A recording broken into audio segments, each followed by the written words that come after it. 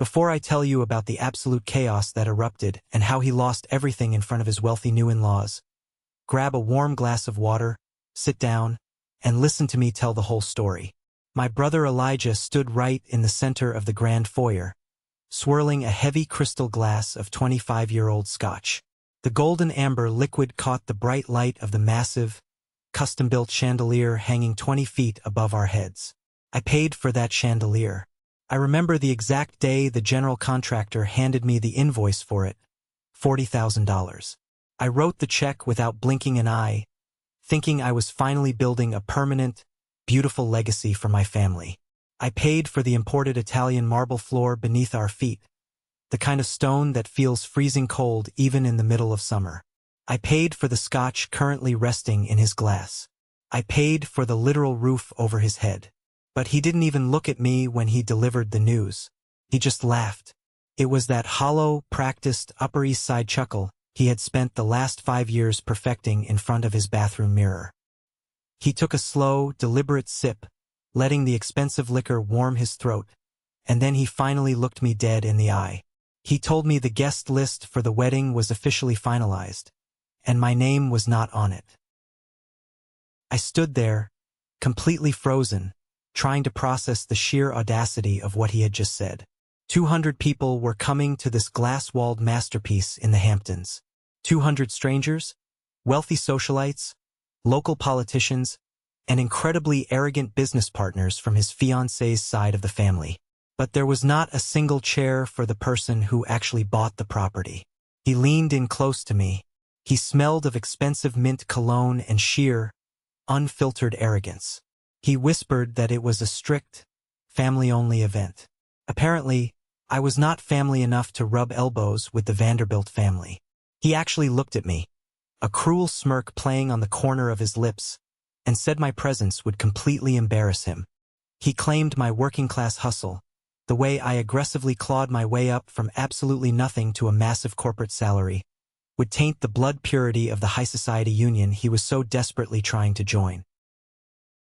He honestly thought he was standing at the absolute peak of a mountain he had climbed all by himself. He completely forgot I was the one who hauled the rocks, paved the dirt, and built the damn mountain for him to stand on. I didn't scream. My chest tightened so hard I could barely pull air into my lungs, but I didn't beg for an explanation. I already knew the answer. I just stood there in the echoing, cavernous foyer of the house that cost me $2.5 million of my own hard-earned money, and I felt nothing. No, that is a lie. I felt a cold, sharp, terrifying clarity wash over my entire body. I looked down at my watch. It was exactly 4:17 in the afternoon. Elijah thought he was playing a brilliant, flawless game of social standing. He thought he could just discard me like an old, expired receipt now that he had found a much richer, more prestigious family to latch onto. But he had brought a plastic butter knife to a gunfight with a professional, cutthroat real estate negotiator. I looked at his smug, perfectly tanned face one last time. I didn't say a single word. I turned around, my heavy leather shoes clicking sharply against the marble I owned, and walked out the heavy oak front doors. The crisp, salty ocean breeze hit my face the second I stepped outside, and right then, my heart completely hardened against him. I pulled my phone out of my pocket before I even reached the driver's side of my car. They thought I was a fool who would quietly accept the disrespect because I always had in the past. They were about to learn exactly how I afforded a multi-million-dollar property in the first place, and I was going to make sure the lesson absolutely destroyed them. To truly understand how we ended up in that massive foyer staring each other down, you have to understand exactly where we started. I remember the day of my mother's funeral 17 years ago like it happened this morning. I was only 14 years old. I stood in the thick, freezing mud of the cemetery under a heavy, oppressive gray sky that smelled of relentless rain and wilted white lilies. I was shivering violently in a cheap, ill-fitting black suit I had borrowed from a neighbor. My father, Robert, the highly respected and feared local judge, did not hold my hand. He did not look at me to see if I was okay, or if I needed a shoulder to cry on. Instead, he put his heavy arm around 16-year-old Elijah, pulled him close under the large black umbrella, and whispered to him, I heard him say that Elijah was the man of the house now. I was standing just 3 feet away, freezing to the bone, water dripping down my neck, and my father looked right through me like I was made of completely invisible glass. That afternoon, back at our quiet, mournful house, Robert walked into the kitchen and handed Elijah the keys to my mother's vintage Porsche. It was her absolute pride and joy. She had spent years saving up for it and meticulously restoring it. She always told me she wanted me to have it when I got my driver's license because I was the one who was out there in the driveway, helping her wash and wax it every single Sunday afternoon. Robert tossed the heavy silver keys to my brother without a second thought. He turned to me and coldly stated that I could walk to school from now on because Elijah needed the car to maintain his important social life. I walked 2 miles in the freezing, pouring rain the very next day while they drove past me, splashing dirty water onto the sidewalk without even tapping the brakes. That was the exact day I realized my family was not a circle of love, warmth, and support. It was a pyramid. Robert and Elijah sat comfortably at the absolute top, and I was just the wide, silent base they intended to trample on to keep themselves elevated. Things only got significantly worse a year later when my stepmother, Martha, moved into the house. She was an absolute master of subtle, daily cruelty. If Elijah wanted a brand new electric guitar, he got it the next day without question.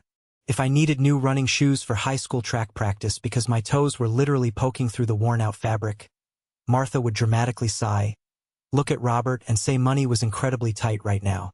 She constantly whispered in Robert's ear, ensuring any spare dime went directly to Elijah's future. When it was time for university, they secretly completely drained what was supposed to be my college fund to send Elijah on a luxurious, 3-month summer backpacking trip across Europe. I ended up working brutal, exhausting night shifts at a greasy 24-hour diner just to pay for my own heavily used textbooks at a local community college. Every time I achieved something massive, like landing a huge promotion at my first commercial real estate firm or securing a 6-figure salary, they completely ignored it. They only cared about Elijah's minor, fabricated successes. I spent my entire youth trying to earn a single genuine nod of approval from Robert. I bought that massive Hamptons house years later thinking it would finally make them respect me. I thought providing for them and giving them luxury would prove my worth as a son. I was an absolute fool to think I could buy love from people who were fundamentally bankrupt of it. Fast forward to just a few weeks before the highly anticipated Vanderbilt wedding. I was sitting completely alone in my corner office in the city, working late on a Friday night to close an incredibly difficult, high-stakes commercial lease. The city lights outside my massive window were bright and chaotic, but the glow of my computer monitor cast a harsh, lonely blue light across my empty mahogany desk. On a sudden whim, driven by morbid curiosity, I decided to check out Elijah's official wedding website. He had been bragging about it for months to his new high society friends. The website was overly flashy, plastered absolutely everywhere with the Vanderbilt family crest, elegant gold cursive fonts, and highly staged, professional engagement photos taken on a private yacht. I scrolled down the page and clicked on the gallery section titled, Growing Up. I wanted to see if he had included any pictures of us as kids, maybe a nod to the past before everything went completely toxic. What I saw on that high-definition screen made my blood run completely cold. There were dozens of photos from our childhood carefully arranged in a grid. Family vacations to the lake house, Christmas mornings surrounded by torn wrapping paper, high school graduations, and summer barbecues. But I was not in a single one of them. I leaned much closer to my monitor, my eyes narrowing as I inspected the pixels. In a picture of Elijah and Robert standing proudly by the Christmas tree, there was a weird, fuzzy blur near the edge of the frame. He had explicitly used an artificial intelligence editing tool to scrub me out of every single photograph. Where I used to stand holding a brightly wrapped present, there was just a digitally generated, awkwardly placed piece of living room furniture. In another photo from a summer cookout, he actually went out of his way to edit in some generic, stock photo distant cousin to make the family look larger and more refined for his wealthy bride. He did not just casually exclude me from a party. He committed deliberate, calculated digital murder on my entire childhood existence. I was furious. My hands shook so badly I could barely pick up my cell phone from the desk. I desperately needed to vent to someone who understood the completely twisted dynamics of my crazy family. I called Julian. Julian had been my closest friend since high school. He knew exactly how my father and brother treated me behind closed doors. I paced aggressively around my large office, venting about the website, about the sheer, undeniable disrespect of erasing me from my own life story. I told Julian I was incredibly angry, that I was completely done playing the quiet, nice guy, and that I was going to financially cut them off for good. Julian sounded so remarkably sympathetic on the phone.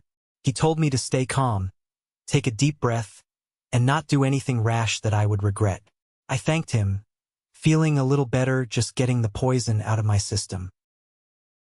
I did not know that the absolute second Julian hung up the phone with me, he immediately called my father. Julian had recently started a struggling tech business and was desperately trying to get Robert to introduce him to his network of wealthy investors. He cowardly traded my pain for a potential business favor. He explicitly warned Robert that I was enraged, that I knew about the photos, and that I might try to ruin the precious Vanderbilt wedding. The one person I completely trusted outside of my toxic family stabbed me right in the back without a second of hesitation. Taught me a very harsh, unforgettable lesson that night. When money, access, and status are on the line, loyalty is completely meaningless. 2 days after my infuriating phone call with Julian, a courier arrived at the front desk of my luxury apartment building. He was wearing a crisp, professional uniform and carrying a heavy, gold-embossed envelope that looked incredibly official and expensive. For a brief, stupidly naive second, a tiny part of me thought it was a late wedding invitation. I foolishly thought maybe my father had finally talked some sense into Elijah, or maybe they had a sudden, miraculous change of heart. I tipped the courier, walked into my kitchen, and aggressively ripped open the thick cream cardstock. There was absolutely no invitation inside. Instead, I pulled out a thick, heavy stack of stapled legal documents. It was a manila folder containing a completely unhinged temporary restraining order. My father, the former Honorable Judge Robert, had maliciously used his deep, corrupt connections in the local court system to get it signed and expedited past a sitting judge he used to personally mentor. He even had the sheer nerve to list himself as a primary witness. I read the dense legal jargon, my vision practically blurring with absolute rage.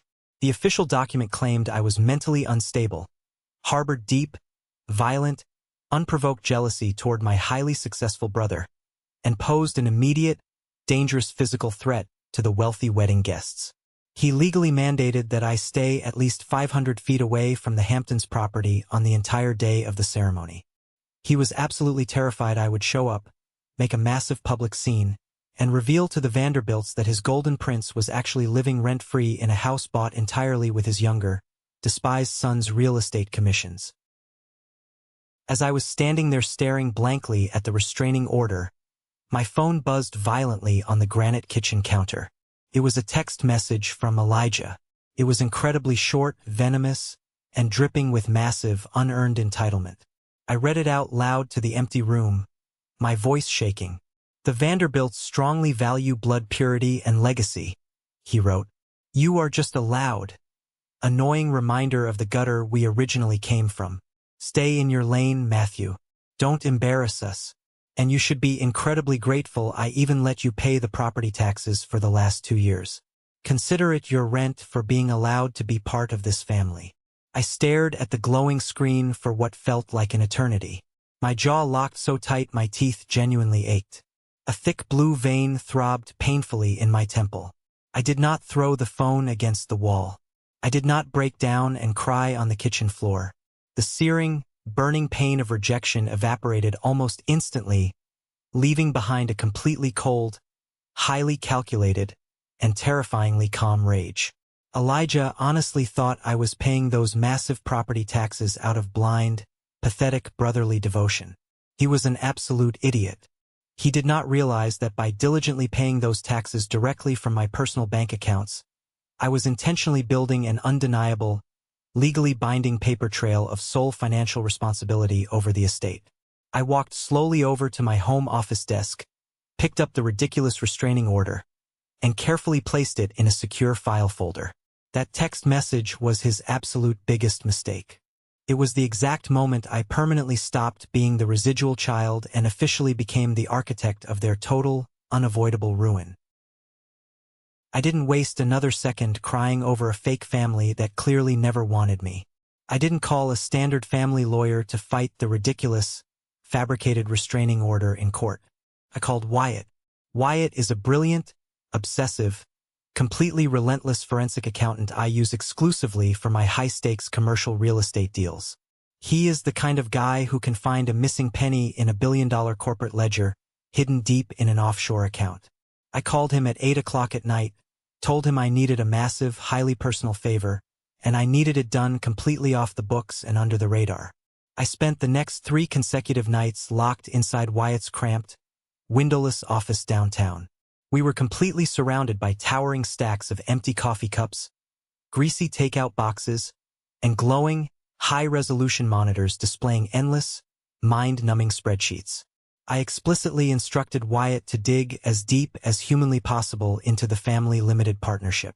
This was a highly complex legal structure my father had heavily pressured me to sign onto years ago when I first started making real, substantial money in the market.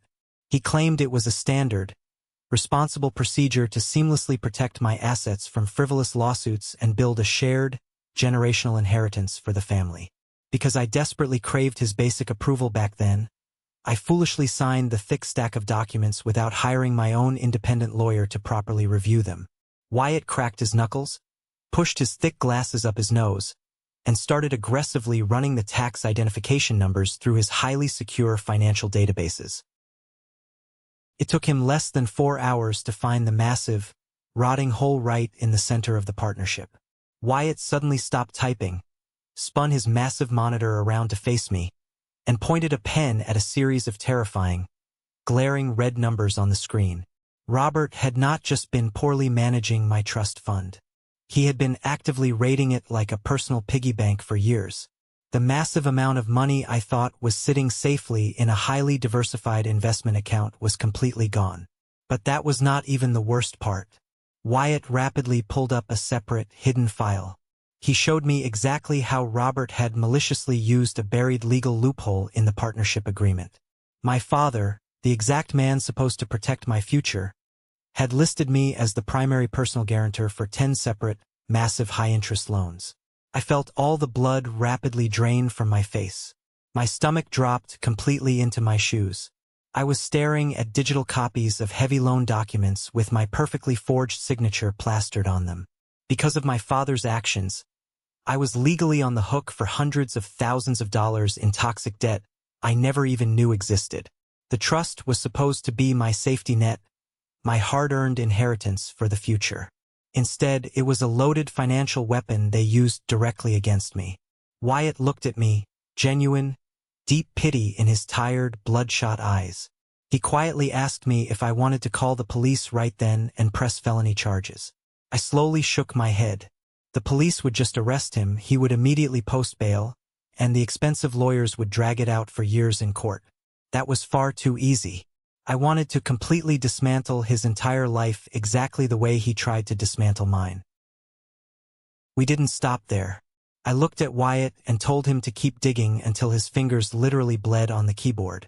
We had to aggressively break through the complex layers of shell companies and fake vendor invoices Robert had meticulously set up to hide his tracks from the IRS. By the 4th agonizing night, we finally traced the massive loans back to a specific, highly questionable loan officer named Marcus. Marcus was a notoriously slimy, unethical banker well known in the city's real estate underbelly for turning a completely blind eye to incredibly shady collateral, just as long as his personal commission fee was high enough. Robert had actively, purposefully used my pristine, hard-earned credit score to secure these 10 separate high-interest loans through Marcus, knowing I would be the one completely destroyed if they ever defaulted. Wyatt finally cracked the encrypted expense reports and pulled them up on the main screen for me to see. I sat back heavily in my leather chair, crossed my arms over my chest, and watched the brutal, sickening breakdown of exactly where my stolen credit was going. It was absolutely devastating to look at. There were massive, recurring monthly charges for Elijah's incredibly exclusive, invite-only country club memberships. There were endless, staggering receipts for custom-tailored Italian suits, the exact same suits he wore to mock me to my face. There were exorbitant bills for luxury car leases, including a brand-new, ridiculously fast sports car for Elijah, and ridiculously expensive dinners at Michelin-star restaurants where they probably laughed about how incredibly stupid I was.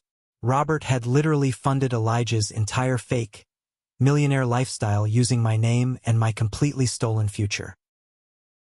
The profound realization hit me like a physical punch to the gut. My father did not just neglect me emotionally when I was a kid. He actively, consciously tried to turn me into his permanent, silent financial safety net. He viewed me purely as a disposable workhorse. I was supposed to grind away in the dirty city, dealing with incredibly stressful clients and working grueling 80-hour weeks, while they lived like absolute kings out in the Hamptons on my dime. He truly thought he used a clever, unbreakable paper door to trap me forever. He thought because he was a former judge, I would be far too intimidated by the dense legal jargon to ever look closely at the partnership documents. He severely underestimated the man I had become. I am a master negotiator. I read the fine print for a living, and I know exactly how to exploit it. I looked over at Wyatt, my voice dead calm, and told him to print every single page. Every receipt, every email, every forged signature. I was no longer just dealing with a toxic family dispute. I was actively uncovering a highly sophisticated financial crime syndicate that just happened to share my last name. The incredibly dark rabbit hole of my father's corruption went even deeper than I could have ever possibly imagined. 2 days later, Wyatt called me at exactly 2 o'clock in the morning. His voice was visibly shaking through the phone, entirely stripped of its usual calm professionalism. He told me to get in my car and drive to his office immediately, no matter what. When I walked through his heavy glass door, he had a massive, fresh stack of documents printed out and spread chaotically across his large conference table. He looked at me, his eyes completely wide with shock. This was infinitely worse than the credit card fraud and the stolen trust fund. Wyatt had spent the last 48 continuous hours tracing the exact origin of the hard money lenders that Marcus the banker was using. Robert was not just a desperate, pathetic father secretly borrowing money to spoil his incredibly entitled favorite child. He was a deeply corrupt former official. Wyatt had successfully found a meticulously hidden trail of consulting fees paid directly into a highly secure offshore account controlled solely by Robert. The massive payments came from the exact same predatory lenders he used to trap me. It was a classic, blatant, illegal kickback scheme. I had seen incredibly bitter divorce cases in his courtroom when I was younger, really ugly, highly contested custody battles where people absolutely destroyed each other with vicious lies, but nothing prepared me for my own father's massive betrayal. Robert was actively, intentionally steering vulnerable clients from his old legal practice directly to these predatory lenders, and in return he got a massive cut of the dirty profits. He was a judge who had sworn a sacred oath to uphold the law, but he had completely forgotten that every single paper trail eventually has an end. I have seen nasty legal battles before in commercial real estate. I have seen intense corporate espionage and ruthless boardroom backstabbing that would make your head spin. But seeing my own father's systematic, cold-blooded corruption laid out clearly on a bright Excel spreadsheet completely broke something inside me forever. The last tiny, fraying thread of respect I had for the man snapped instantly. I gathered the heavy files, placing them incredibly carefully into a thick, secure leather binder. I did not call the local police department. Local cops are way too slow, and Robert still had powerful, corrupt friends in the precinct who would undoubtedly tip him off. Instead, I reached out to a trusted, highly effective contact I had made during a massive federal real estate deal a few years ago. Special Agent Carter with the FBI. We met in a quiet, incredibly discreet diner on the edge of the city. I slid the perfectly organized, color-coded binder of my father's federal crimes across the table to him. I told Agent Carter I was handing him a massive, career-making case on a silver platter, but I desperately needed a few weeks of absolute radio silence before they moved in. I had a massive Hamptons wedding to completely ruin first.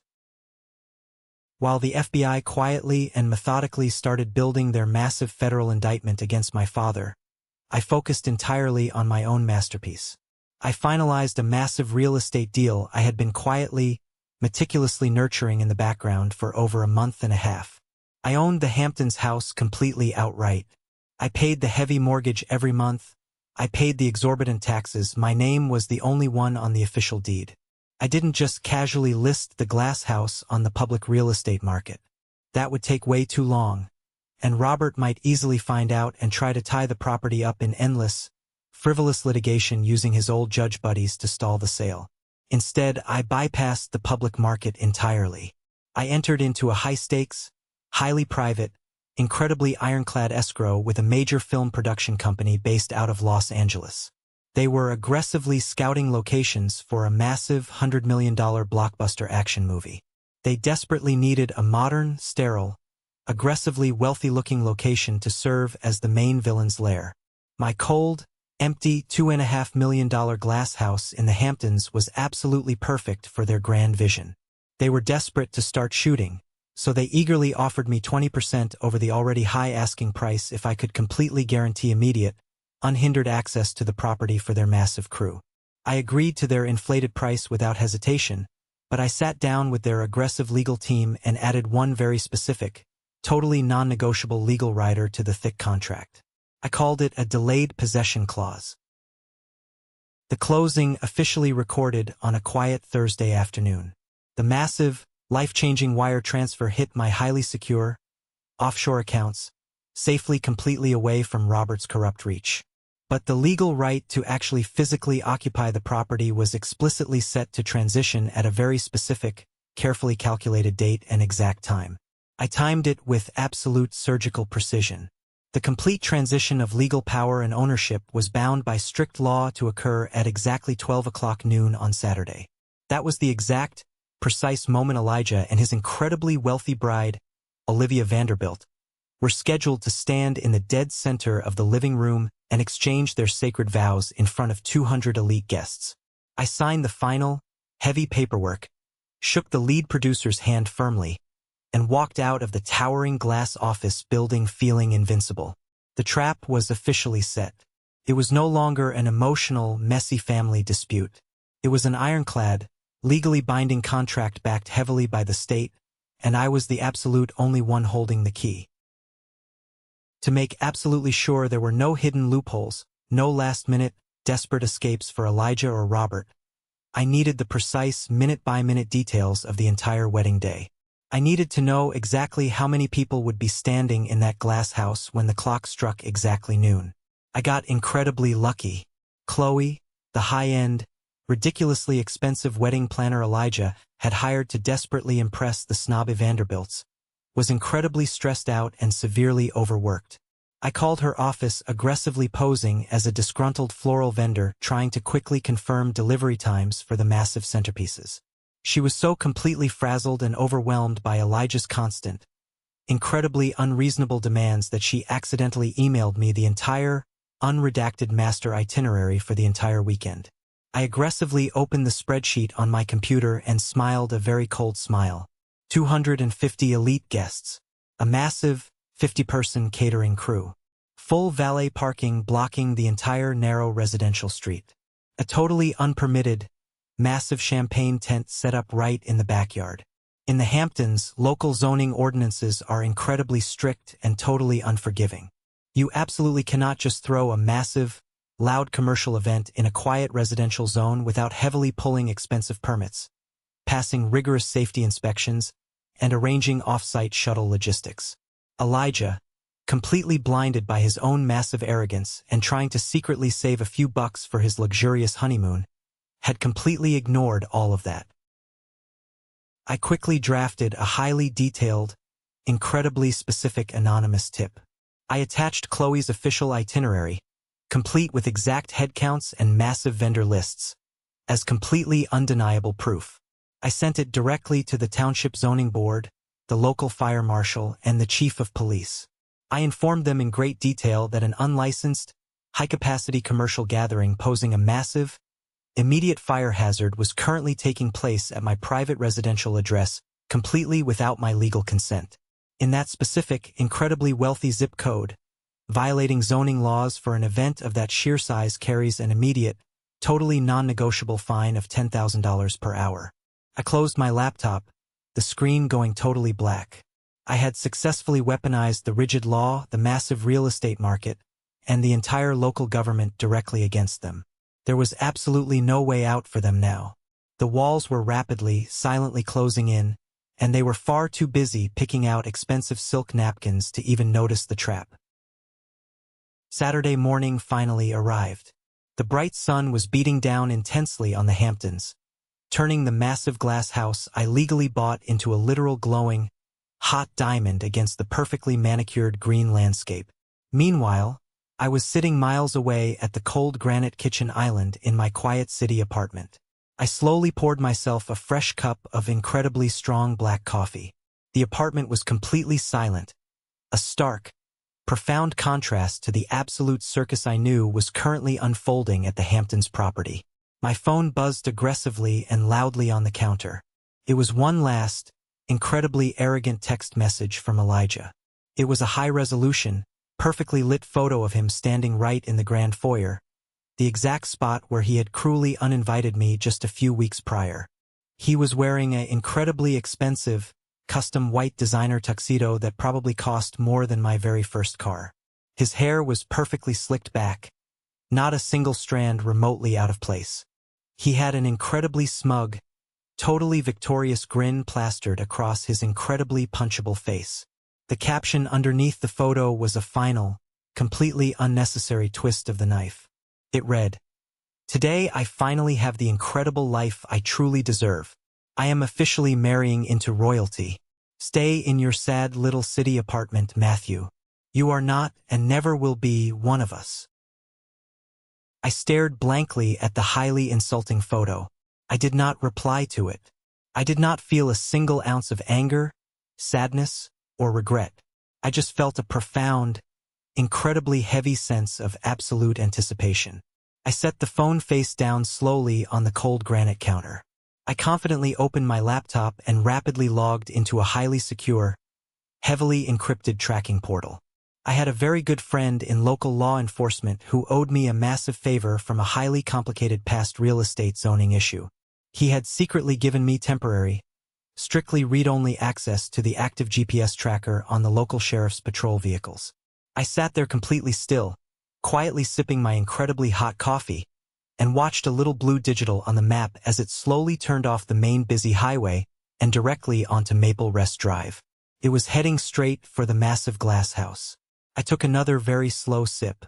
The massive, inescapable trap I had meticulously built over the last grueling month was no longer just an idea on paper. It was a cold, incredibly heavy steel vice, and the gears were finally, inevitably turning. The glowing digital clock on my computer screen loudly clicked to exactly 11:59 a.m. I quickly opened a second tab on my secure browser. It was the Savant Master Administrative Portal for the $1 million smart home system I had personally installed in the Hamptons property when I bought it. Since my name was absolutely the only one on the legal deed, I had supreme, completely unoverridable administrative control over every single wire, electronic lock, and water pipe in that entire massive building. I confidently clicked on the interior security camera feed. The massive, open-concept living room was absolutely packed shoulder to shoulder with wealthy people in incredibly expensive silk dresses and perfectly tailored linen suits. They were all completely silent, holding their breath in the overwhelming presence of fake Hamptons royalty. Elijah was standing proudly at the incredibly expensive floral altar, tightly holding Olivia Vanderbilt's hands. The bright sunlight poured intensely through the massive glass walls, illuminating them perfectly for the expensive photographers.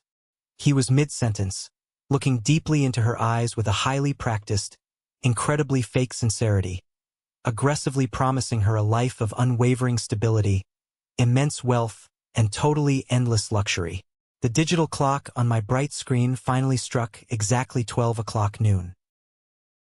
I quickly moved my computer mouse, took a massive, deep breath, and aggressively clicked the flashing red master override button on my screen. I successfully triggered the hardlock emergency maintenance cycle. First, the massive main water valve to the entire property shut off completely and instantly. Then, the incredibly heavy, industrial-grade electronic deadbolts on the massive front and back glass doors engaged simultaneously.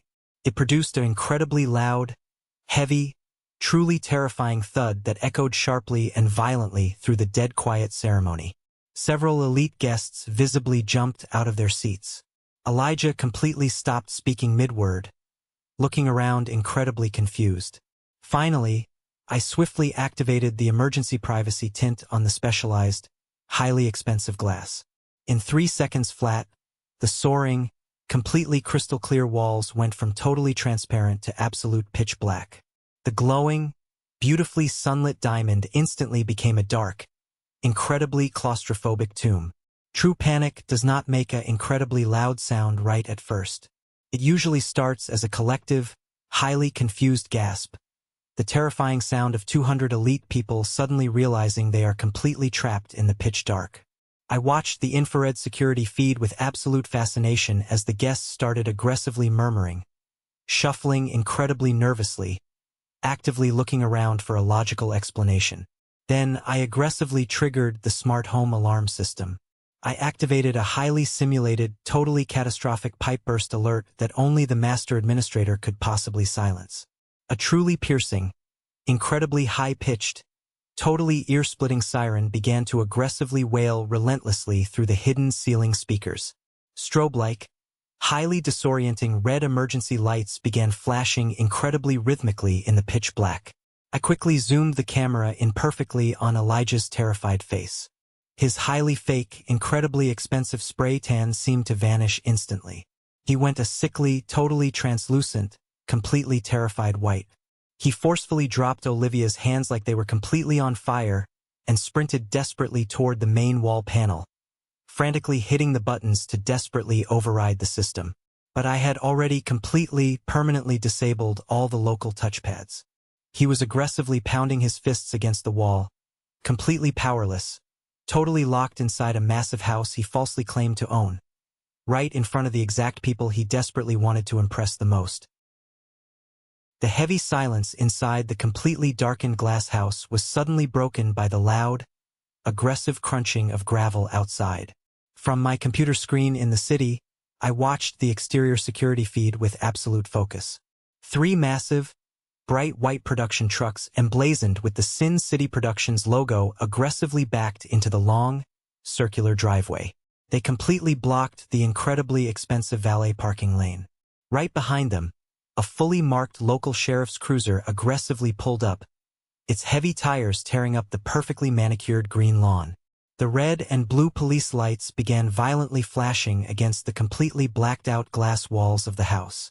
Inside, the terrified wedding guests could see the bright police lights strobing through the thick privacy tint. The sheer panic in the living room escalated instantly. A tall, broad-shouldered sheriff's deputy stepped out of his cruiser. He did not bother knocking on the heavy front door. He did not care about the massive floral arrangements blocking the entryway.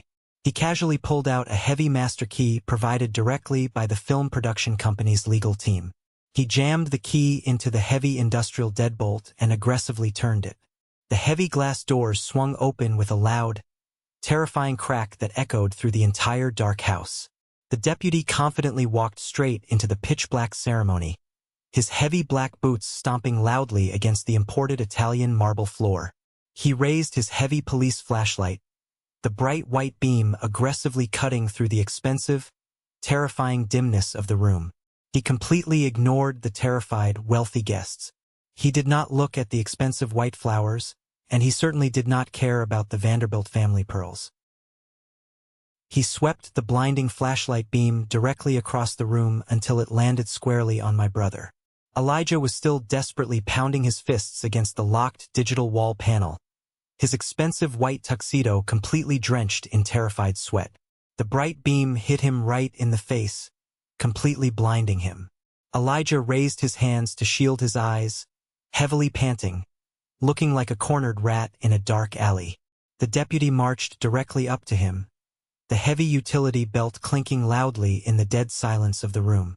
He reached into his dark uniform pocket and pulled out a thick, legally binding document folded perfectly in half. He aggressively shoved the heavy paper directly into Elijah's trembling chest. It was the official, state-mandated notice to quit.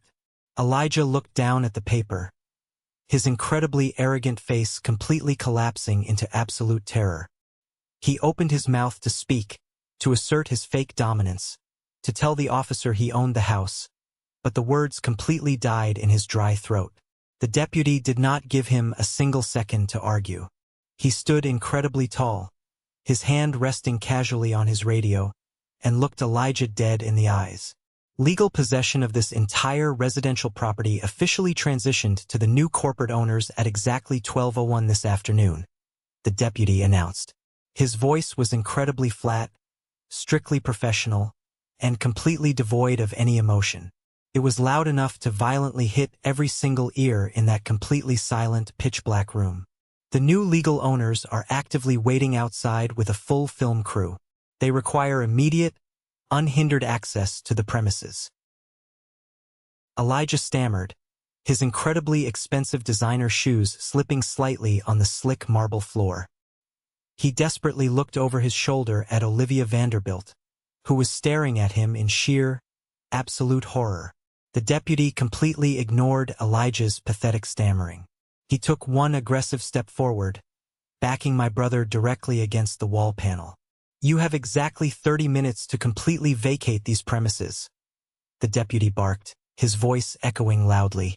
"If you or any of these 200 guests are still standing inside this house in 31 minutes, you will all be aggressively arrested and heavily booked for criminal trespass. Grab your things and leave immediately." Part 5.2. Susup du qua motao tuong so tu du kien. 652. The incredibly heavy silence that immediately followed the deputy's strict announcement was honestly the most beautiful, satisfying thing I have ever heard in my entire life. I sat in my quiet apartment, aggressively zoomed the security camera in on my father. Robert was heavily leaning against a structural support pillar, his entire face completely drained of color. His right hand was violently trembling. He slowly turned his head and realized the incredibly wealthy Vanderbilt matriarch was already standing up from her front row seat. She was aggressively clutching her incredibly expensive pearls, completely ignoring the flashing red emergency lights, and looking directly at Robert like he was a disgusting cockroach she had just found in her expensive kitchen. Arthur Vanderbilt, the incredibly powerful, extremely intimidating billionaire father of the bride, aggressively stepped forward. He did not look scared. He looked completely furious. He marched directly up to Elijah, completely ignoring the sheriff's deputy standing right next to them. Arthur aggressively snatched the official eviction notice right out of Elijah's trembling hands. He pulled his reading glasses from his expensive suit pocket, shoved them onto his face, and rapidly read the legal document. I watched Arthur's face turn completely purple with absolute rage. He crumpled the heavy legal paper in his massive fist and threw it directly at Elijah's chest. "You completely lied to us?" Arthur Vanderbilt roared, his deep voice easily overpowering the wailing smart home sirens. "You sat right at my incredibly expensive dining table, you drank my wine, and you heavily bragged about buying this massive estate with your own money.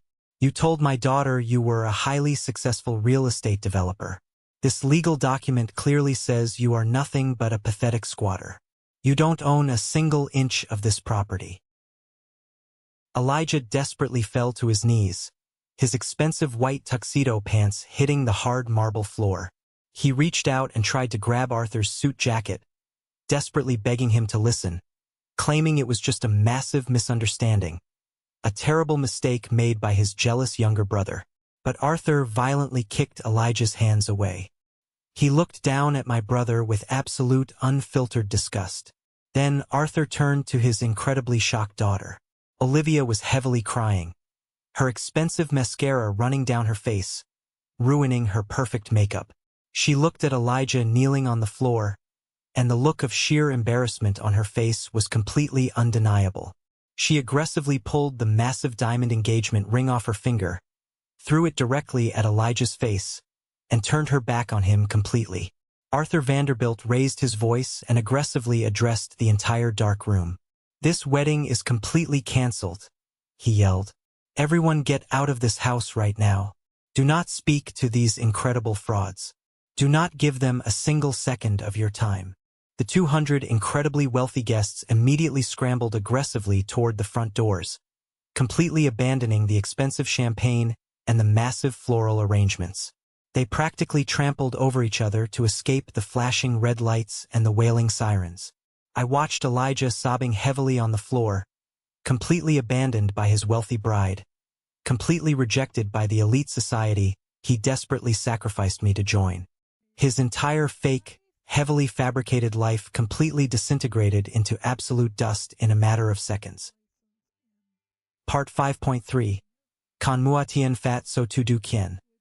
652 While the incredibly chaotic, totally humiliating mass exodus was happening inside the grand foyer, things were getting significantly worse outside on the massive front lawn. I actively switched my computer screen to the exterior driveway cameras. The local township zoning inspector had just arrived, pulling up in a heavily marked municipal vehicle. He aggressively slammed his car door shut, carrying a thick, heavy clipboard loaded with official citations.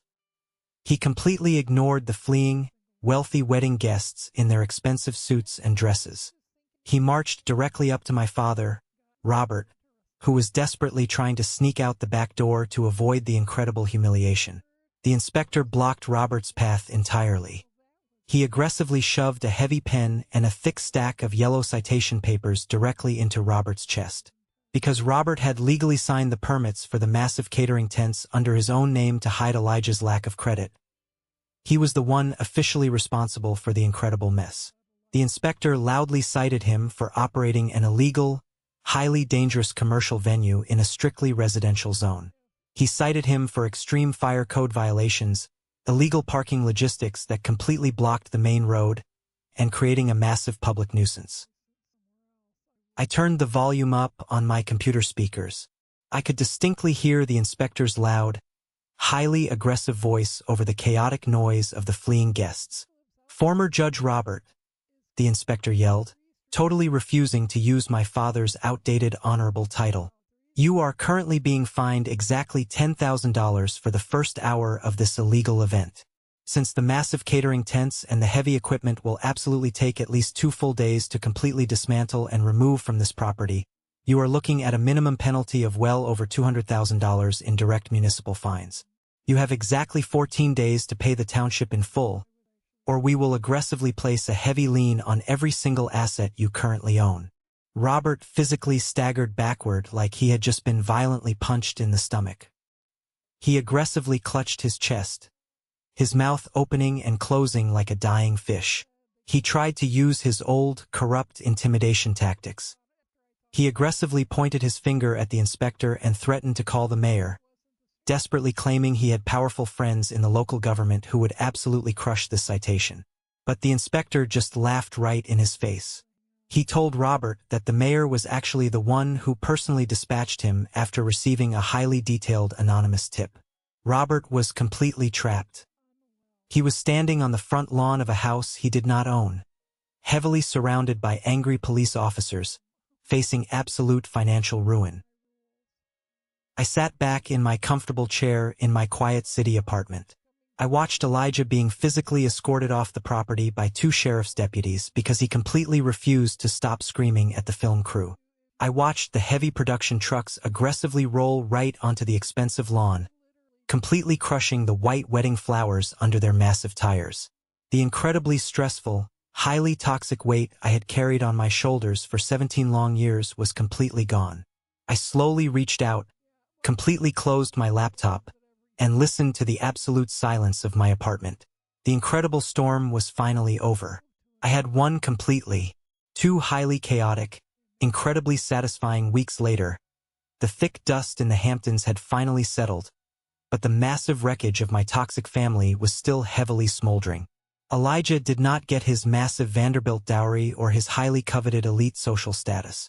Instead, he got a massive mountain of crushing debt and a personal reputation that was completely radioactive in every single wealthy zip code from Manhattan to Montauk. The powerful Vanderbilt lawyers did not just easily annul the fake marriage. They aggressively sued Elijah in civil court for extreme fraudulent inducement and massive emotional distress. They completely froze his very few remaining bank accounts. Because of the massive, incredibly aggressive lawsuit and the absolute lack of any actual income, Elijah was violently evicted from his expensive luxury apartment in the city. He could not run to Robert for money because Robert's accounts were completely drained by the massive municipal fines. So, the former Golden Prince of the Hamptons was currently living in an incredibly cramped, 400-square-foot studio apartment situated directly above a highly noisy, incredibly smelly commercial bakery in the worst part of town. He had absolutely nothing left to his name but a completely bruised, shattered ego and that old, rusted vintage Porsche he stole from me years ago. And honestly, I was already in the aggressive legal process of forcefully repossessing that exact car through the family limited partnership dissolution. Elijah was currently working 2 highly exhausting, minimum-wage graveyard shifts just to aggressively pay off a $300,000 settlement to the angry wedding vendors he completely stiffed. As for me, I officially moved out of the loud city. I used a small portion of the massive film production money to purchase a completely modest, incredibly quiet 2-bedroom wooden cottage with a bright red door. It had a massive porch with a beautiful, completely unobstructed view of the deep woods. No glass walls, no fake neighbors, just absolute, pure peace. I was sitting on my front porch on a quiet Tuesday morning, drinking a warm cup of coffee, when a highly familiar, incredibly depressing black sedan slowly pulled into my long gravel driveway. The car engine sputtered aggressively before shutting off. My father, Robert, slowly stepped out of the vehicle. He looked incredibly old, completely exhausted, and physically much smaller than I remembered him. The highly arrogant, terrifyingly honorable judge had completely lost his massive stature along with his heavily contested judicial pension. He aggressively clutched a worn leather briefcase tightly against his chest like a pathetic, heavily battered shield. He slowly walked up my wooden front steps. He did not lead the conversation with a genuine apology. He did not ask how I was doing. He led with a completely desperate, highly pathetic plea. Part 6.2 Loi ka exine muon mong so tu du kien. 652 Robert stood completely awkwardly on my front porch, his highly expensive shoes completely covered in the cheap dirt of my driveway. He desperately tried to force a warm, fatherly smile, but his face just looked completely hollow and broken. He quickly opened his heavy leather briefcase and aggressively pulled out a thick, legally binding release of liability form and a cheap plastic pen. His right hand was shaking violently as he forcefully pushed the paper directly toward me across the small porch table. He aggressively cleared his throat and told me he had a minor, completely innocent misunderstanding with the hard money lenders. He lied directly to my face, claiming the family limited partnership was entirely facing a totally catastrophic, highly unfair federal audit. He desperately told me that, for the absolute sake of our proud family legacy, I urgently needed to completely sign the liability release right now. He claimed it would safely protect both of us from the aggressive government agents. He actively tried to heavily manipulate my emotions. He aggressively brought up my deceased mother, heavily claiming that for the absolute sake of her precious memory, I desperately needed to step up and finally act like a loyal son. He forcefully promised we could instantly go back to the exact way things were before the messy wedding incident. He even disgustingly called me sweetheart for the absolute first time in over a decade. It was the incredibly predictable, highly pathetic false ending I had been completely expecting. It was a final, absolutely desperate attempt to aggressively weaponize my childhood guilt and completely use it as a legally binding signature to save his own corrupt skin. I did not take the cheap plastic pen. I did not even bother looking at the heavy legal paper.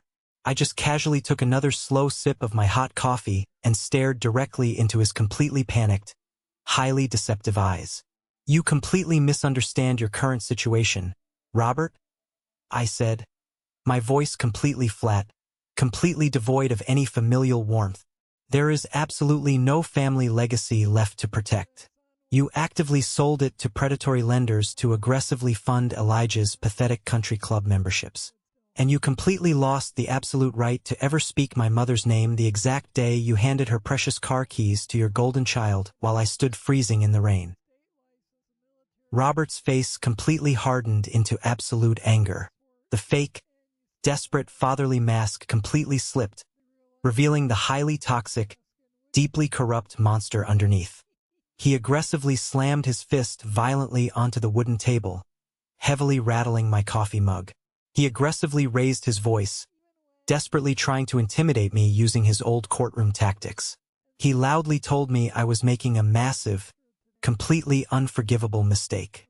He aggressively threatened to drag my entire professional reputation completely through the mud in open court if I refused to quickly sign the document. He thought he could still completely control me with heavy threats and loud anger. But he was completely wrong. He did not realize I had an incredibly powerful guest waiting quietly inside my house. Before Robert could aggressively shout another toxic threat, the heavy wooden front door of my cottage slowly opened behind me. Robert completely froze, his mouth hanging wide open in absolute shock. My godfather, David, an incredibly stern, highly respected retired military officer, slowly stepped out onto the bright porch. David was my deceased mother's oldest, most trusted friend, and the only person in the world who truly knew how completely miserable she was in her toxic marriage. David did not look at me. He looked Robert dead in the eye with a level of absolute, completely unfiltered hatred that made the cold morning air feel even colder. David reached into his heavy coat pocket and aggressively pulled out a highly yellowed, incredibly fragile handwritten letter.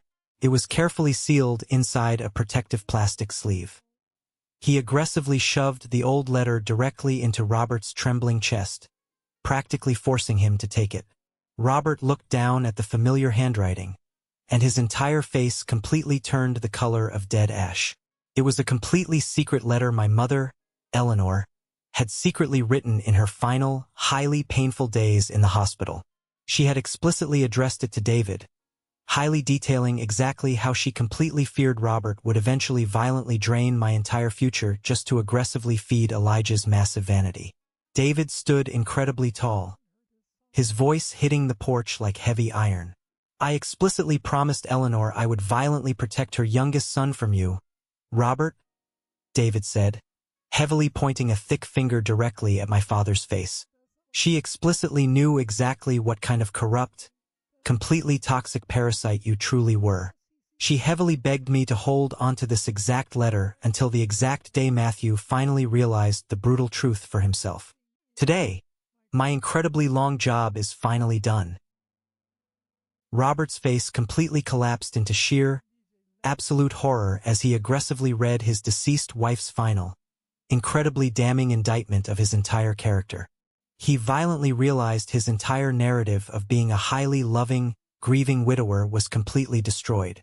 The massive guilt trip he desperately tried to use on me completely evaporated into thin air. He looked desperately at me, his mouth rapidly opening and closing to desperately spin one last, pathetic lie. He heavily tried to claim the old letter was completely fake, a massive forgery violently designed to unfairly tear the family apart. But I immediately cut him off before he could violently poison the air any further. I slowly stood up from my comfortable porch chair, looking completely down at the incredibly pathetic, heavily defeated man who used to terrify me. I am absolutely not signing your ridiculous release form, Robert, I said loudly, my voice echoing sharply off the quiet trees surrounding my property. And you are absolutely not going to walk back to your depressing car and easily drive away from this mess, because you heavily failed to notice something incredibly important when you violently pulled into my driveway this morning. Robert looked incredibly confused, his eyes darting aggressively around the empty driveway. I heavily pointed my finger directly at the slightly open window of my kitchen, located just 10 feet away from where we were standing. The Federal Bureau of Investigation has been heavily occupying my kitchen for the last 20 solid minutes, I aggressively announced. The heavy front door fully opened again. Special Agent Carter confidently stepped out onto the porch, carrying a fresh cup of my coffee in his right hand. He was wearing a highly official, dark blue FBI windbreaker. He casually flashed his heavy gold badge directly in Robert's terrified face. Carter heavily smiled, completely lacking any actual warmth. "We have been actively listening to every single desperate word of your highly illegal attempted coercion through that open window, Robert," Agent Carter said, his voice entirely professional. "We also have the completely undeniable audio recording of you heavily threatening to completely destroy a key federal witness." I did not feel a single ounce of joy or twisted celebration as two additional heavily armed federal agents aggressively stepped around the side of the house and onto the porch to violently escort my father away. I just felt an incredibly profound, highly heavy silence wash over my entire body. I stood completely still and watched the corrupt man who raised me be aggressively pushed against the side of the black sedan. I listened to the incredibly loud, highly metallic click of the heavy steel handcuffs locking aggressively around his wrists. I finally realized the absolute irony of the entire situation. Robert had spent 30 incredibly long years actively manipulating justice, heavily crushing vulnerable people in his corrupt courtroom, and aggressively stealing from his own son to maintain a completely fake social status. Yet, he was ultimately destroyed entirely by the one specific person he actively thought was entirely too residual, too completely weak to ever fight back. Agent Carter heavily patted my shoulder, thanked me loudly for my incredible cooperation, and aggressively shoved Robert into the back of the federal vehicle. I completely turned around, walked heavily into my quiet house, and aggressively locked the heavy front door behind me. For the absolute first time in my entire life, I didn't just have a highly expensive roof over my head. I finally had absolute, completely unbreakable peace. The heavy, incredibly complex legal fallout over the next several months was absolutely surgical and completely devastating. A highly aggressive grand jury situated in the Eastern District of New York rapidly handed down a massive, completely undeniable federal indictment against Robert. They aggressively charged him with 10 separate counts of extreme wire fraud, massive tax evasion, and severe, highly publicized judicial misconduct. The aggressive federal prosecutors used the massive binder of financial evidence I provided to completely destroy any pathetic defense his expensive lawyers tried to mount. The federal court eventually heavily ordered a massive, completely unavoidable financial restitution of exactly $482,000. It accounted for every single stolen penny he had aggressively siphoned through the highly corrupt family limited partnership to illegally fund Elijah's fake lifestyle. Robert was officially sentenced to 5 incredibly hard years in a maximum security federal facility. He was completely stripped of his entire legal license, and the government aggressively revoked his massive judicial pension with absolutely no possibility of ever reclaiming it. He went from being a highly respected judge to a completely disgraced federal inmate in a matter of months. A few incredibly quiet months ago, a heavy, incredibly cheap paper envelope arrived in my mailbox. It had a highly official, heavy red stamp from the federal prison system on the front. It was directly from Robert. I opened it slowly. He heavily wrote about the deep importance of family blood. He actively complained about the terrible prison food and heavily accused me of unfairly punishing him for a completely simple, highly misunderstood mistake. He even desperately tried to violently guilt-trip me one last time by aggressively saying my deceased mother would absolutely not want me to be so completely cold and unforgiving toward my own father. I read the pathetic letter standing entirely in my quiet, sunlit kitchen. I did not get angry. My heart did not race. I didn't even feel the slightest, totally completely urge to grab a pen and aggressively write back a highly scathing, totally hateful retort. I just completely felt nothing but absolute, entirely pure indifference. I slowly walked across the warm wooden floor to my small home office. I aggressively dropped the incredibly toxic envelope directly into the heavy-duty paper shredder. I stood there, drinking a fresh glass of water, and quietly listened to the incredibly satisfying, highly mechanical hum of the sharp steel blades completely destroying the last heavy piece of my toxic past. I learned a highly valuable lesson that morning. Absolute indifference is incredibly much more powerful, entirely unbreakable shield than massive, completely exhausting rage. My entirely new life looks incredibly different now. My true family absolutely does not share my given last name, and they certainly do not care about my massive bank account. My true family is my godfather David, who actively drives out to check in on me every single Sunday morning with fresh coffee. It is my incredibly kind neighbor down the quiet dirt road who constantly brings over completely fresh, highly delicious extra sourdough bread just because she baked too much. My family is the highly motivated group of young, incredibly smart young men and women I actively mentor through the massive financial literacy foundation I entirely started in my deceased mother's honor. We actively help these vulnerable young people aggressively navigate the incredibly confusing, highly dangerous world of heavy legal contracts, toxic debt traps, and total financial independence. We aggressively teach them how to fiercely protect themselves so they absolutely never have to be a completely residual, highly disposable child exactly like I was.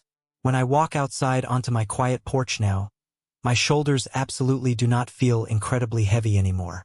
The crisp, clean air surrounding this quiet wooden house feels incredibly light and entirely breathable. I completely took my entire massive life back from the absolute toxic vultures who violently tried to steal it. Thank you for sticking around and completely listening to my entire story. I heavily hope this highly personal experience resonated with you in some truly meaningful way. Have you ever found yourself trapped in a highly similar situation, actively dealing with incredibly toxic, highly manipulative family members who only absolutely want to use you? I completely want to highly encourage you to fiercely protect your own peace. Remember, absolute blood does not make you a true family. Complete, unbreakable loyalty and mutual respect do. You are entirely allowed to aggressively walk away from highly toxic people who constantly hurt you, even if you completely share their DNA. If you made it to the absolute end of this incredibly long video, you are truly amazing. Please drop a W in the comments section below. That W absolutely stands for winner. It is our completely secret sign for the 1% Club, the incredibly amazing group of people who fiercely push through to the absolute finish line with me. Please take a quick second to aggressively hit that like button and actively follow the channel so we can completely share more incredible, highly emotional stories together in the future. Stay completely strong, highly fiercely protect your massive boundaries, and never absolutely let anyone tell you that you do not entirely deserve a seat at the table you completely built.